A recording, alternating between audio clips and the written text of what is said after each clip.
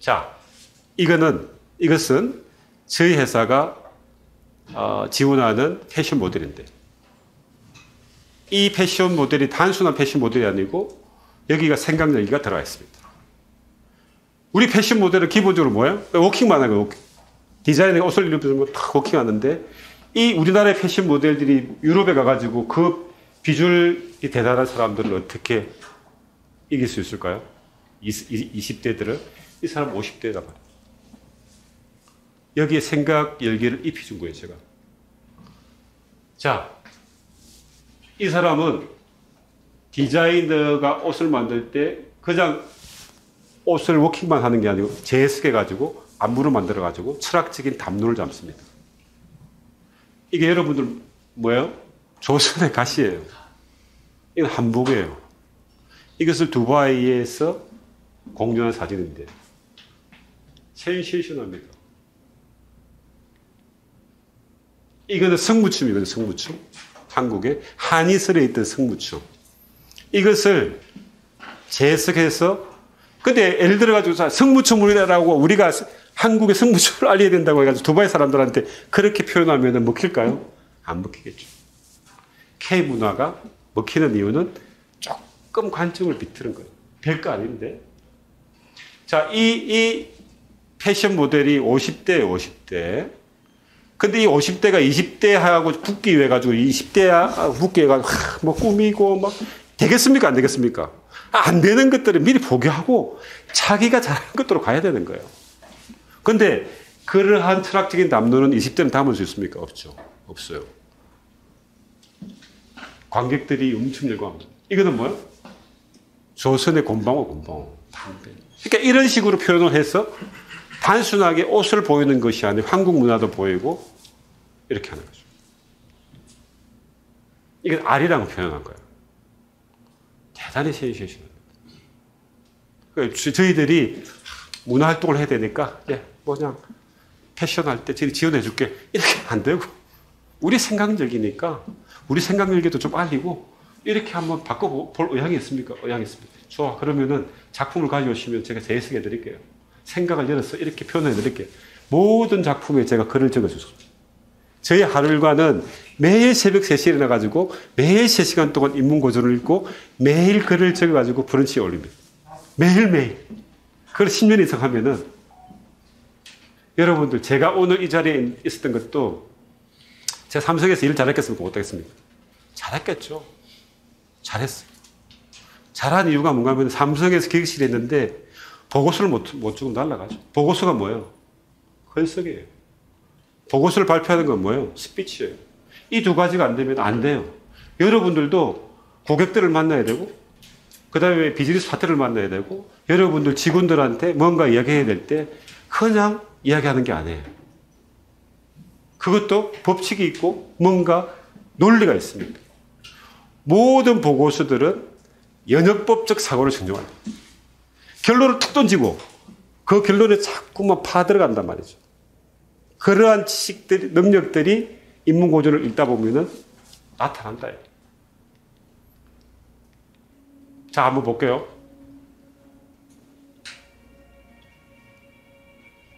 소리 좀.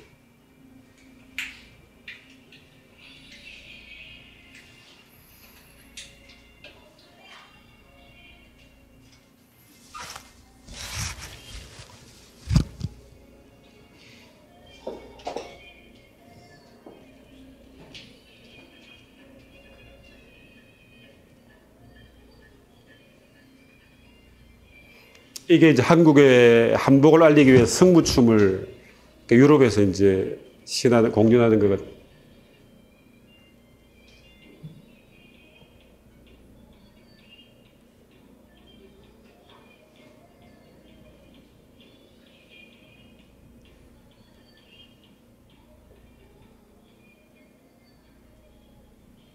그러니까 지금까지 패션 모델은 단순하게 디자이너가 만들어준 옷을 가지고 워킹만 잘하면 된다. 이거 누가 정의한 거예요?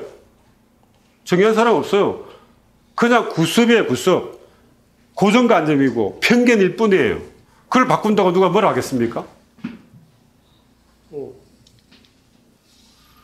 여러분, 이 사람이 유턴이죠.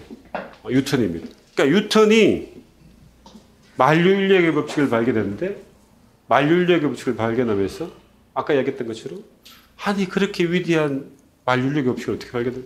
나는 그저 거인의 어깨에 올라탔다.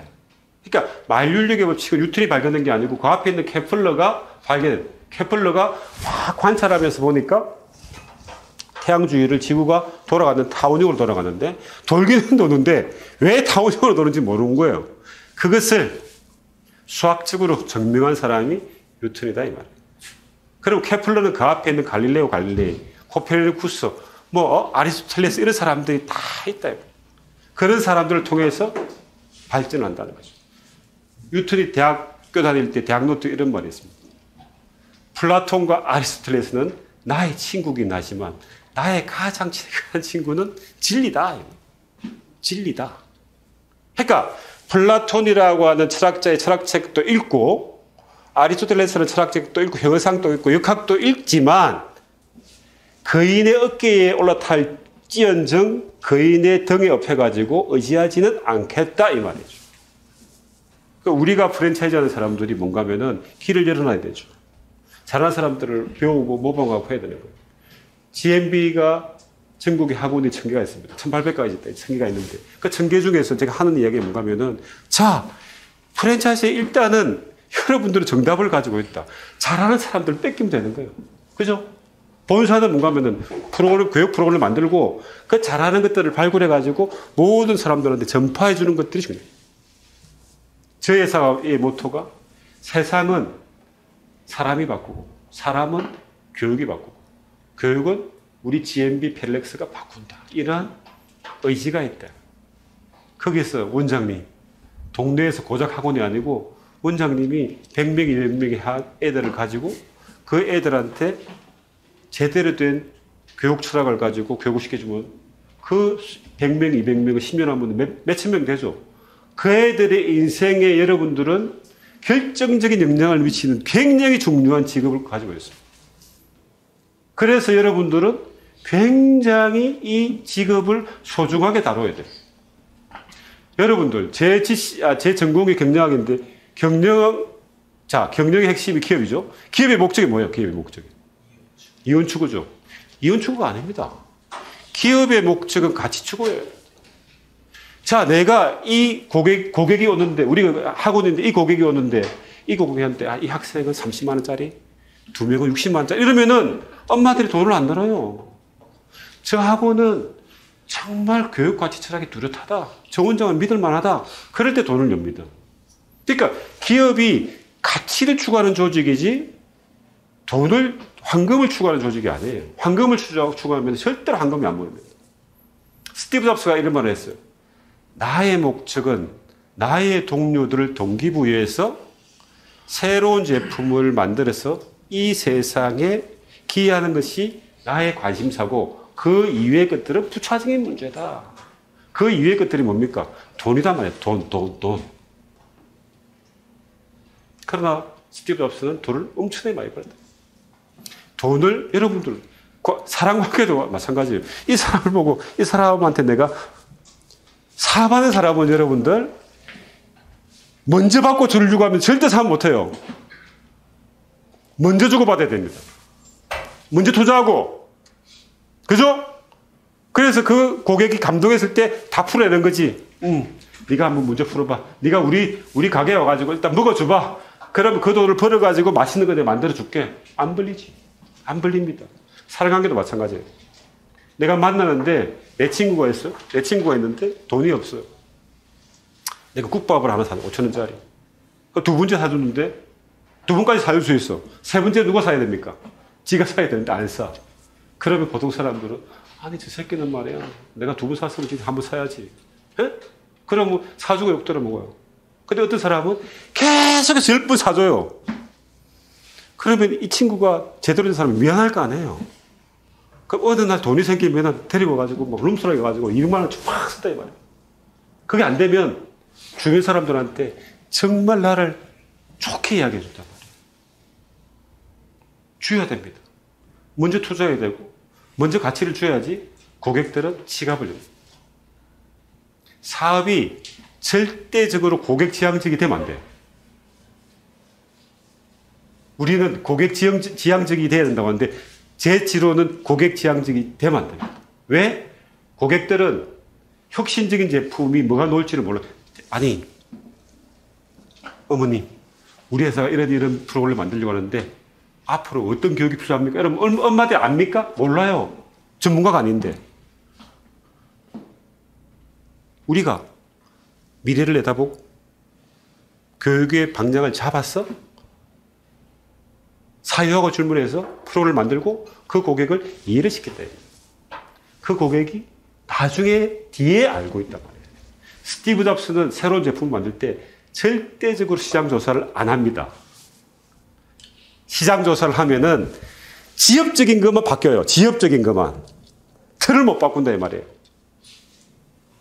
근데 그 틀을 바꾸려고 하면 뭡니까? 촉이 필요한 거예요. 촉은 어디서 옵니까? 지식에서 옵니다. 그냥 지식이 아니고 사유하고 질문하는 지식에서. 그 지식이 경험일 수도 있고, 이런 강의일 수도 있고, 사람과의 만남에서 얻는 인사이트될 수도 있고, 그렇다. 여러분들, 우리가 은유적인 표현이 없으면은 어떤 일도 할 수 없는데, 잘 와보세요? 레미제라블이 굉장히 유명한 뮤지컬이죠, 그죠? 그죠? 이거는 뭐예요? 오징어 게임이죠. 이 세 가지 공통점이 뭔가 하면은 이 감독들이 모든 작품들이 은유적인 능력이에요. 오징어 게임이 뭡니까? 자본주의 시대에서 황금만 쫓는 이 세태를 오징어 게임으로 은유적으로 풀어서 표현을 했다. 그것을 직접적으로 표현하면은 문학도 안 되고 재미도 안 되고 작품이 안 된다 이 말이에요. 그러면은 기생충은 빈부의 격차를 기생충으로 표현한 거예요. 외국 사람들은 은유적인 표현에 극단적으로 호응을 합니다. 레미제라블이 뭔가 하면은 레스 미제라블. 그러니까 불쌍한 사람들이에요. 아니, 대프랑스가 자유박의 평등을 외치는 대프랑스가 프랑스 대혁명을 통해 가지고 이 세상의 민주주의를 만들었던 이 프랑스가 장발장이 빵 한 조각이 훔쳐먹었다가 20년 동안 감옥에 처박아는 말이 안 돼. 이런 말을 하는 게 레미제라블이다 이 말이에요. 그러니까 영화 감독을 하든 작품을 만들든 우리가 우수한 문학 작품을 보든 사업을 하든 다 은유적인 능력을 통해서 창의성이 발현됩니다. 그 은유적인 능력은 남에게 배울 수 없는 천재의 표상, 메타포. 그것은 남에게 배울 수 없지만 인문고전에서는 배울 수 있다. 저도 굉장히 호기심이 많은 사람이고 누구보다도 자기적인 생각을 많이 하는 사람이고 그런 것들이 매일 새벽에 3시간 동안 글을 읽고 매일 글을 적고 하면서 얻어진 인사이트 감이고 그렇다. 여러분들 이게 뭡니까? 망치인데, 또로의 망치인데 이거는 니체의 망치다 이 말이에요. 철학자 니체의 망치다. 철학자 니체의 철학이 굉장히 어려운데 복잡한 거 없어요. 니체를 망치던 철학자예요. 신은 죽었다. 이 누가 얘기했는가 하면은 니체가 얘기해요. 니체가 보니까 인간들이 뭐 문제만 생기면 신을 찾아요. 예? 신을 찾는 거예요. 왜 너는 인간의 의지로 살지 못하냐? 이런 말을 하는 게 니체의 철학이다. 예?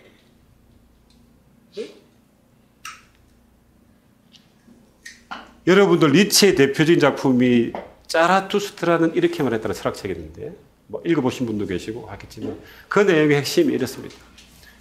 인간은 마치 낙타처럼 사막을 덧없이 무거운 짐을 지고 왔다 갔다 하는 낙타와 같은 삶을 살고 있다라고 얘기하는 거예요. 그것은 인간의 삶일 수도 있고 우리 CEO들이 아무 열심히 하기는 한다고 하는데 특별한 생각 없이 과거를 답습하면서 그냥 무거운 짐을 지고 열심히 해야지 하고 사막을 왔다 갔다 덧없이 왔다 갔다 하기만 할 수가 있다는 거예요. 내가 왜 무거운 짐을 지고 사막을 왔다 갔다 해야 되는지 낙타는 생각을 하지 않습니다. 그래서 낙타의 삶을 버리고 You should, 너가 무엇인가를 해야 된다고 하는 의무감에서 벗어나야 돼.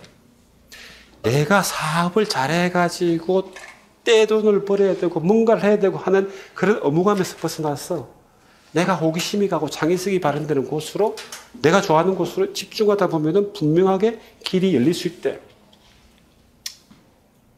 그래서 이 니체는 낙타의 삶을 버리고 넓은 들판으로 나가서 사자의 자유정신으로 살아가라. I will, 나의 의지로 살아가라. 자, 사자가 넓은 들판으로 뛰어가지고 돌아다니니까 먹이를 못 잡으면 됩니까? 죽습니다. 그러나 그것이 인간의 삶. 그것이 사바른 사람의 숙명이다. 사바른 사람은 넓은 들판을 뛰어다니면서 먹이를 찾기 위해서 돌아다녀야 된다.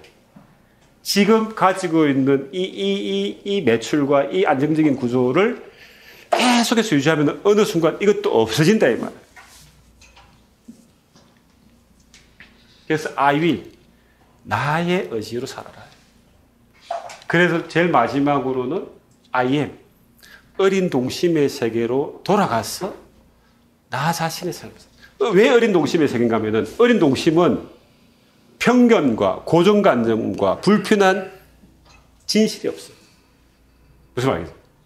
그러니까 이 세상을 살아가는 모든 사람들은 세상의 편견과 고정관념과 불편한 진실이 가득 쌓여가지고 낙타의 삶을 살아가니까 니체의 철학을 망치를 들고 촉 깨부숴가지고 넓은 들판으로 나가서 사자의 의지로 살아서 너가 호기심을 가지고 너가 좋아하는 일을 하다 보면은 넌 행복하게 살 수 있다. 그게 니체의 짜라투스트라는 이렇게 말했다는 핵심이죠. 우리가 뭐 철학을 공부해가지고 철학 교수가 될 것도 아닌데, 그죠? 그 정도면 된다. 사업도 똑같다. 사업도 돈을 벌려고 하면은 성공은 어렵지만 성공을 유지하는 것들은 더 어렵습니다. 성공하는 건 굉장히 어려워. 그러나 성공했어요. 그냥 이게 쭉 이어갔어요. 그럼 이제는 너무너무 매너리즘에 빠지고 지루해요. 약간 겸손도 벗어나가지고 거만해지고 그런 순간에 무너진다. 그래서 항상 인간은 호기심과 지루함을 왔다 갔다 하는 시계추와 같아. 지루함이 오기 전에 항상 호기심을 받아내야 돼. 내가 지금 사업이 잘 된다고 하더라도 이 사업을 그대로 유지하면은 5년 후에 되면은 세상이 변하는데 이 사업이 그대로 있겠습니까? 없어요. GMB도 여러분들 2008년도에 학원이 1,800개 였습니다. 초중등 학원, 초등학교 대상 애들이 480만인데 지금 항적인 거 줄여가지고 260만이다. 그러면은 뭐 교육이 뭐 볼장 다 봤어? 없다. 그렇다고? 그렇겠습니까? 여러분 생각해보세요. 애들이 480만인데 우리 국민들이 너무 이상해져가지고 애들 많이 나가지고 580만이 되면은 경쟁은 더 치열해요. 더 치열합니다. 480만에서 260만이 되면은 한계 기업들은 다 날아갑니다. 그죠? 잘하는 학원들은 더 잘 돼요. 더 잘 돼요. 지금 우리가 사는 사회는 성장 사회가 아니고 수축 사회로 살아가고 그 수축 사회를 정확하게 맞춰가지고 비즈니스 플랜도 만들어야 돼요. 이런 것들 굉장히 중요합니다. 여러분들, 이게 뭐야? 이게 또 그림인데. 제가 오늘 마키아벨리의 군주론을 우리 대표님, 서 대표님한테 선물했는데, 이것은, 이거 마키아벨리 아시죠? 마키아벨리의 군주론을 이제 추상화로 만드는 거예요. 이게 뭐, 어떤 형상 같습니까? 예? 성배죠. 그렇게. 이게, 와인잔이에요, 와인잔. 마키아벨리는 어디 사람인가 하면 피렌체 공화국 사람이고, 피렌체 공화국은 로마란데, 이탈리아 반도죠. 이탈리아의 5개의 공화국 중에 하나인 거죠. 이탈리아 반도를 보면 여자 부처처럼 생겼고, 이탈리아 반도를 의미합니다. 마키아벨리는 15세기에 이탈리아 반도가 어떤 나라인가 하면 천년 로마 제국이었는데, 어떻게 하다가 이 이탈리아 반도가 5개의 공화국으로 쪼개져가지고 저 위에 있는 신성 로마 제국이나 프랑스나 스페인한테 잡혀가지고 이렇게 나약한 나라가 되었느냐. 도대체 우리 이 이탈리아 반도를 다시 천년 로마 제국으로 만들기 위해 가지고 어떠한 군주의 덕목을 가지고 있는 사람이 군주가 되어야 되는 것을 가지고 쭉 기술한 책이에요. 그 위에가 뭐 있습니까? 검은 부하다. 군주의 자리는 어디입니까? 허리다. 그러니까 군주가 검은 부하를 너무나 추구하면은 그 검은 부하의 무기 때문에 이 군주의 허리 자리는 무너진다. 이 말을 하고 있는 책이 마키아벨리의 군주론이다. 이 말이죠. 그 마키아벨리의 군주론의 내용들을 읽어보면은 시어들이 정말 참고할 내용들이 굉장히 많아요. 그걸 그대로 해석하면 안 되고 그런 것들이 있는 근데 그 마키아벨리는 그때 당시에 대학교를 안 다녔고 학식이 잘 나와요. 그런데 마키아벨리 이렇게 해요. 친구한테 보내는 편지에서 나는 하루의 일과를 마치고 집으로 돌아와 관복을 갈아입고 지혜의 정원으로 들어가 지혜의 음식을 먹으면서 옛 성현들한테 이렇게 질문한다네. 그때 왜 그렇게 하셨느냐고. 무슨 말인가 하면 매일 이 사람이 외교관입니다. 지금으로 따지면 외무부 장관. 돌아왔어. 지혜의 정원으로 들어가. 그러니까 성인들이 만들어 놓은 인문고전을 읽고 지혜의 음식을 들으면서 읽으면서 그냥 읽는 것이 아니고 질문을 한다 이 말이에요. 아니 그때 왜 이렇게 행동했을까? 그때 왜 이런 일이 벌어졌을까? 그 지식이 이 사람이 군주를 지필했던 집중적인 원인입니다. 이 마키아벨리가 르네상스 시대를 열었던 사람이다 이 말이에요.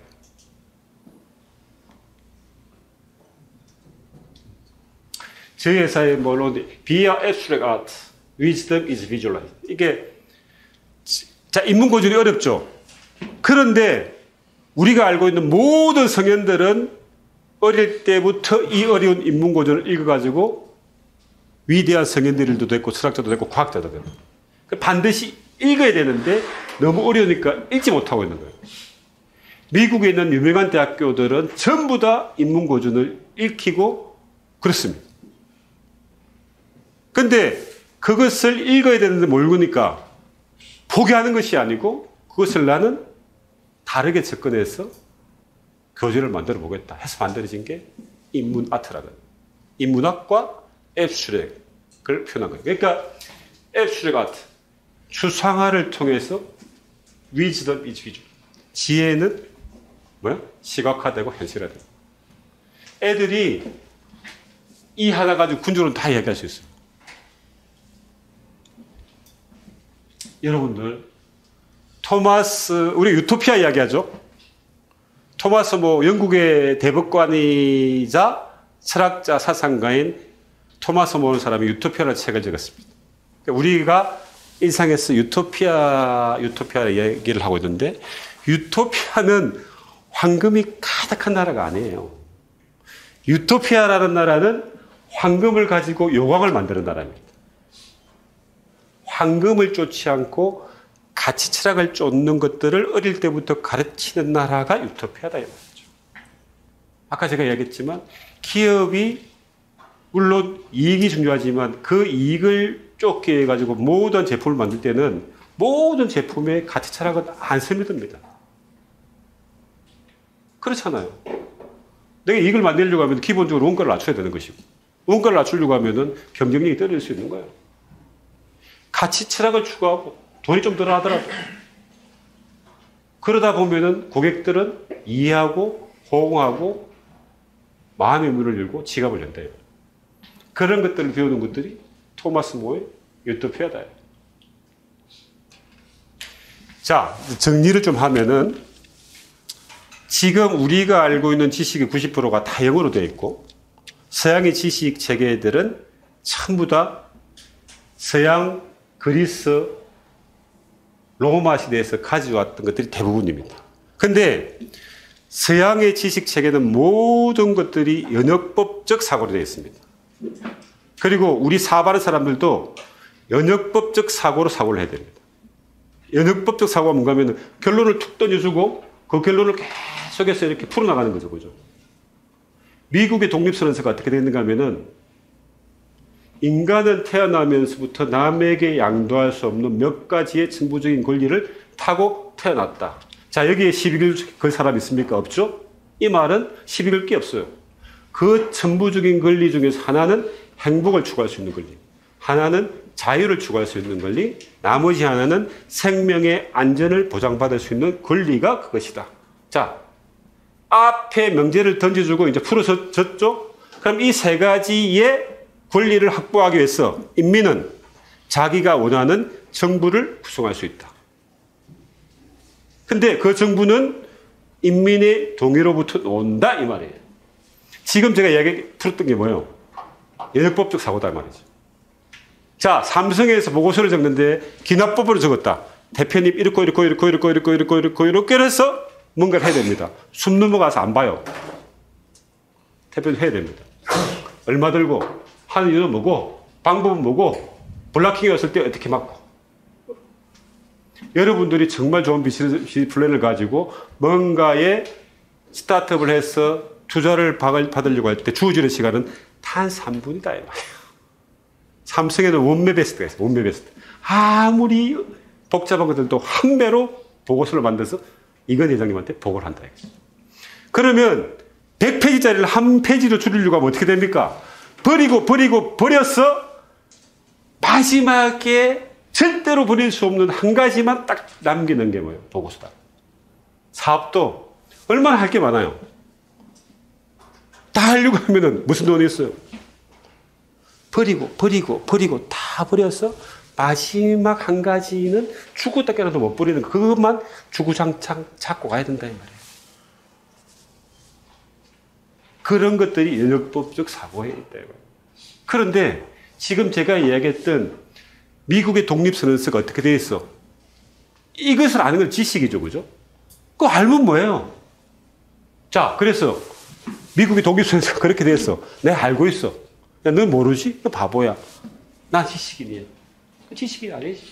그 지식의 기능공일 뿐이죠. 여기에 사유와 질문이 품어보는 뭐예요? 미국 사람들이 봤을 때, 그럼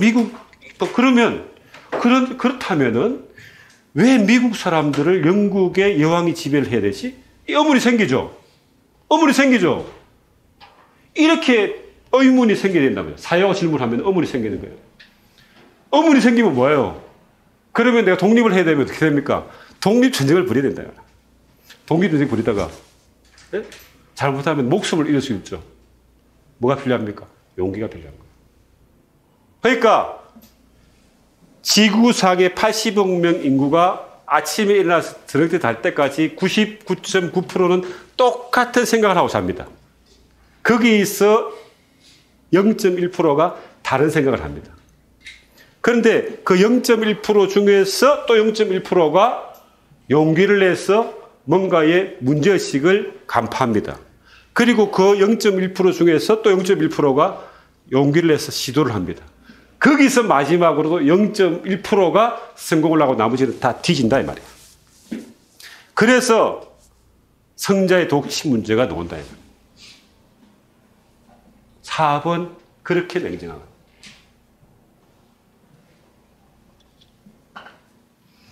자, 이게 우리가 고등학교 다닐 때 배웠던 굉장히 쉬운 거예요. A는 B보다 크거나 같고 B는 A보다 크거나 같으면 A, B는 뭐예요? 똑같죠? 이게 수학적으로 굉장히 쉬운 거예요. 그죠? 우리는 고등학교 다닐 때 수학을 배울 때 그냥 수학을 계산하는 한국으로 생각하고 나 다른 거 잘하는데 수학은 못해. 그것은 나 생각 안 하고 인생 포기할 거야. 생각하면서 살 거야. 이런 말이에요. 자, 여러분들 은유가 얼마나 중요하게 쓰는가 하면은 이 A를 백인으로 봐요. B는 흑인으로 보고 백인이 피부색이 검은다는 이유로 흑인을 노예로 삼을 수 있다면 흑인은 마찬가지 논리로 피부색이 하얗다는 이유로 백인을 노예로 삼을 수 있다. 따라서 백인은 흑인을 해방시켜야 됩니까? 안 시켜야 됩니까? 시켜야 되죠. 이 말은 제가 한 말이 아니고 1867년도에 링컨이 노예를 해방시킬 때 썼던 주요한 논리다 이 말이에요. 내가 대표이사가 돼가지고 야 우리 무조건 열심히 해야 돼. 이러면 안 먹히죠. 이것은 반론을 제기할 수 없는 진리값이죠.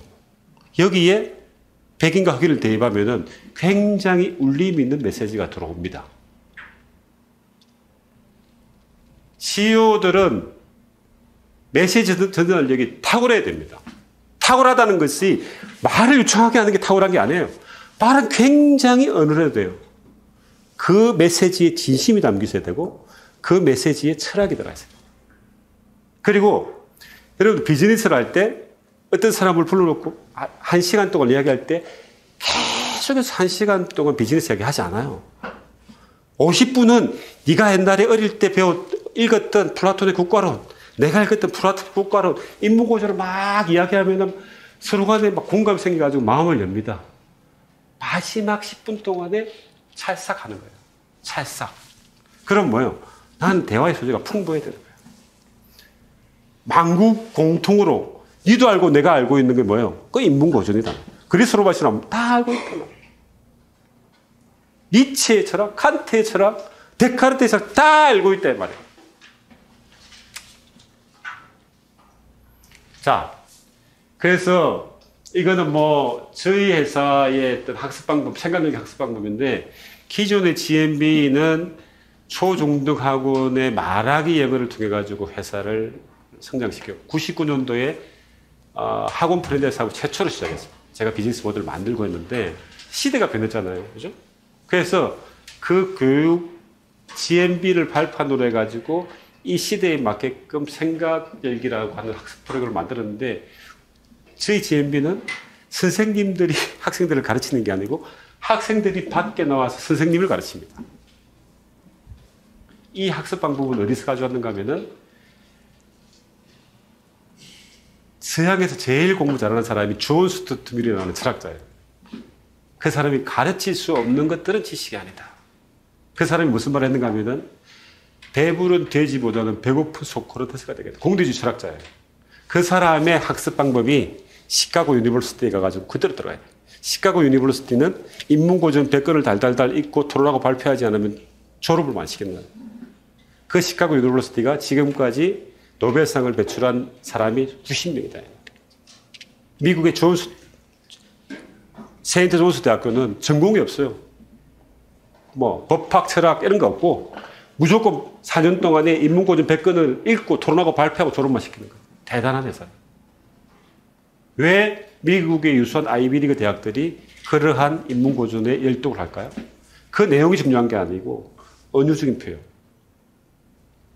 사고력 이런 것들이 필요합니다. 여러분들 왜 돈이 많은 사람들 아니면 우리가 예술을 좋아할까요? 예술을 왜 해야 됩니까? 예술?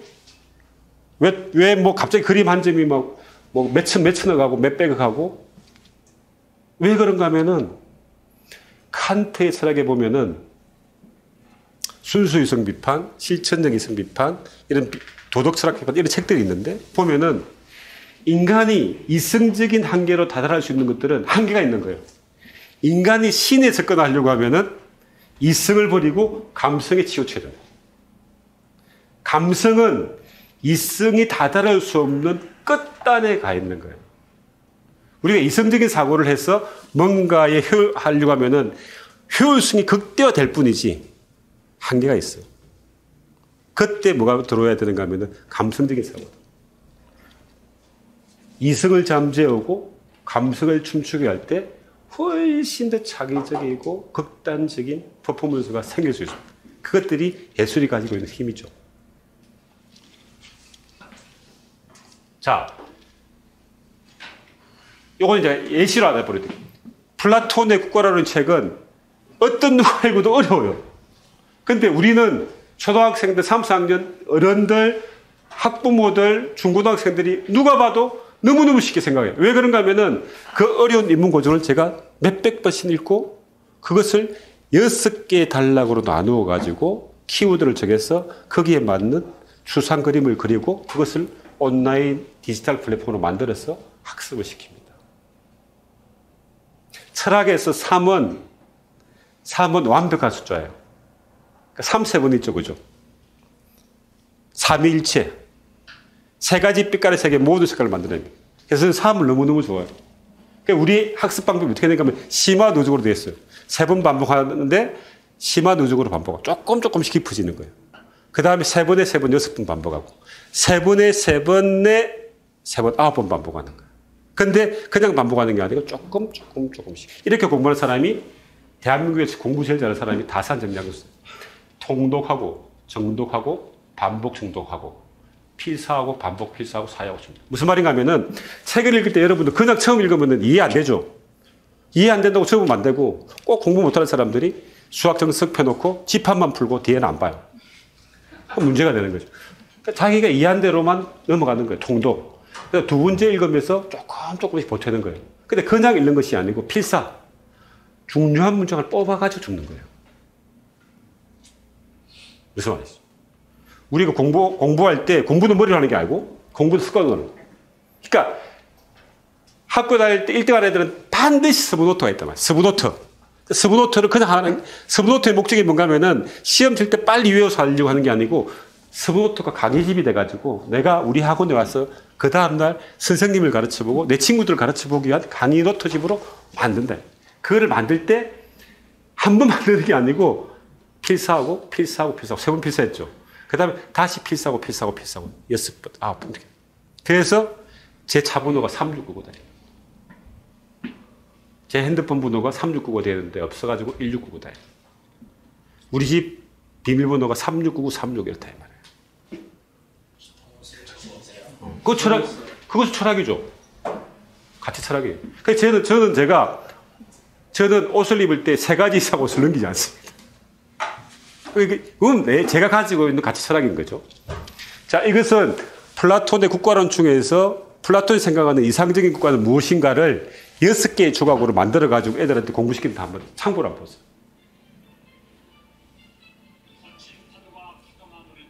1번 그림이죠. 이게 아테네의 거친 바다 같이 표현한 거예요.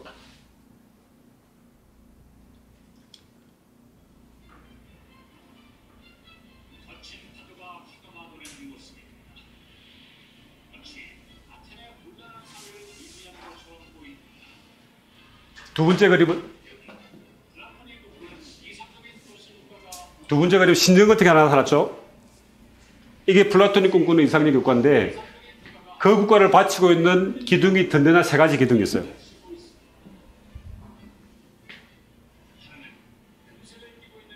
하나는 금색을 띠고 있는 지혜의 기둥이라고 플라톤이 이야기했고, 하나는 은색을 띠고 있는 용기의 기둥이라고 했고, 하나는 구리의 기둥을 한 절제의 기둥이라고 했습니다.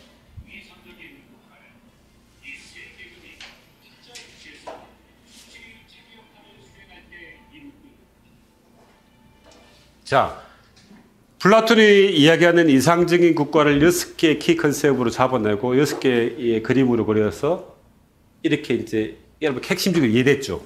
그럼 여기서부터 조금씩 들어가면서 이제 내용들이 조금씩 깊어지는 거예요. 이것을 이제 영어로도 이렇게 공부하는 거예요, 여러분들.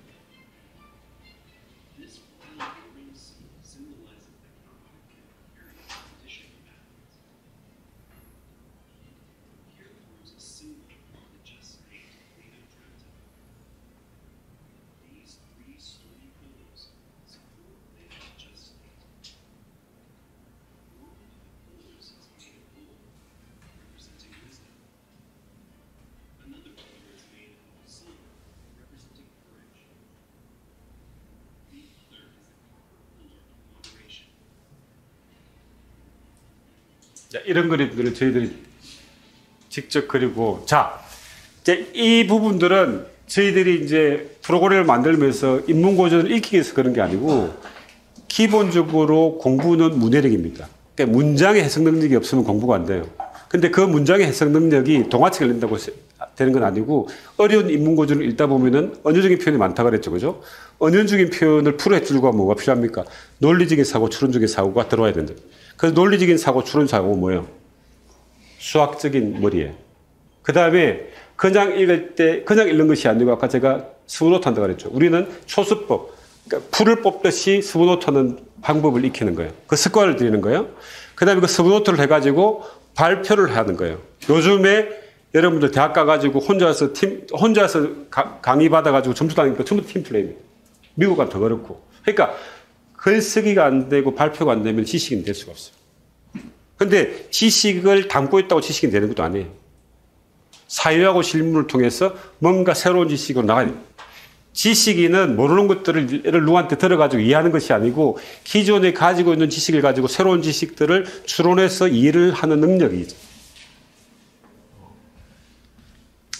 그래서 마지막으로 우리 대표님들이 이제 다 계신데 기본적으로 저는 뭔가의 일을 할 때 호기심이 있어야지만 일에 원동력이 있다고 보는 거예요.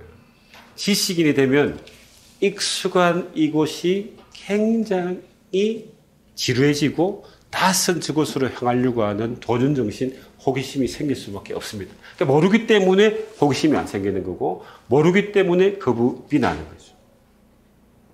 그러니까 인문고전이라고 하는 하나의 것도 하나의 방법일 뿐이죠. 를 통해서 독서를 하고 사유하고 실문해서 뭔가에 익숙한 이곳이 지루해지고 낯선 저곳으로 향하는 호기심이 생겨서 사유하고 실문하면은 우리는 이걸 제가 강의를 갈 때 어느 날 아침에 여명이 있었는데 저 여명을 이 나뭇가지에 걸고 싶은 거예요. 그래서 스마트폰으로 줌으로 당겨서 여기에 걸었습니다. 저는 그렇게 사유하고 실문하면은 우리가 원하는 태양을 나의 손 위에 걸 수 있다. 이런 생각을 가지고 있습니다. 그래서 마지막으로 제가 하는 비즈니스가 이거는 10년 전에 저희 회사의 셰프 광고거든요. 보시면은.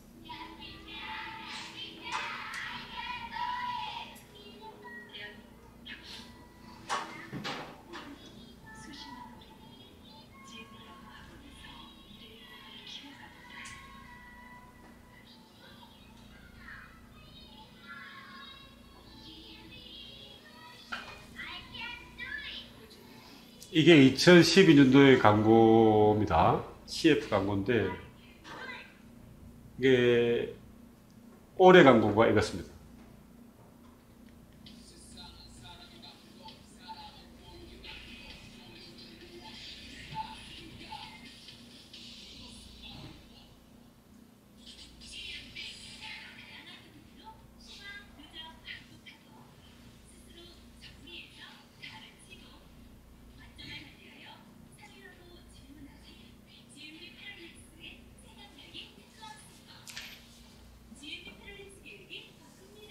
그래서 10년 정도의 시간을 가지고 이 교육의 어떤 방향을 잡고 이제 전체적으로 저희 비즈니스 모델들을 이제 바꿔나가고 있고요. 마지막으로 이제 저의 하루 일과를 말씀드리면 저는 매일 새벽 3시에 일어나서 매일 새벽 3시간 동안 인문고전을 읽고 사유하고 실문하고 또 글을 적고 그 다음에 여러분들 브런치라고 하는 그 작가들이 적는 페이지에 매일 글을 올립니다. 여러분들이 제 필명이 플라톤이니까 들어가 보시면 되는데 제가 오늘날 이 자리에 여러분들을 만날 수 있었던 단연코 독서력이라고 보고 그 독서력을 통해 가지고 언어적인 능력도 키우고 그 다음에 제가 원하는 일들을 하고 있고 남들이 저한테 그렇게 해요. 아니 그렇게 매일 어떻게 그렇게 할 수 있냐. 그게 저는 재밌어요. 재밌기 때문에 그런 일을 하고 왜 재밌는가 하면은 여러분들 BTS나 뭐 이렇게 예술하는 사람들은 그 노래를 통해 가지고 사람들의 어떤 감정선을 흔들지만 교육하는 사람들은 우리 학생들의 영혼을 흔듭니다.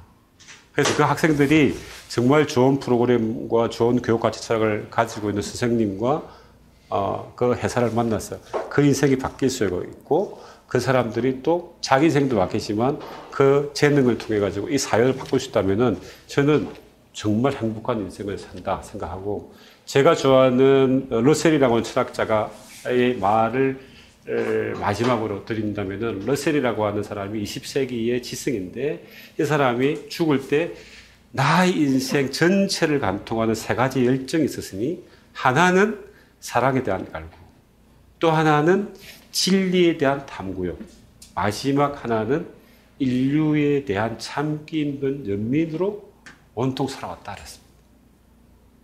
사랑이라고 하는 것들은 사람에 대한 사랑, 애정, 진리를 탐구하는 탐구요. 그 다음에 내가 지식인으로서 뭔가 세상에 불편하고 흠이진 곳에서 배려하는 양심을 가지고 내가 할 수 있는 역할을 할 때 저는 저희 존재감을 키울 수가 있고 행복하고 또 그것을 통해 가지고 저도 건강한 사람으로 태어날 수 있다고 생각하고 저는 어떤 분야에 됐든지 간에 단 한 사람을 고용하고 있는 CEO들도 존경합니다. 왜냐하면 월급을 받는 사람과 월급을 주는 사람은 천지 차이.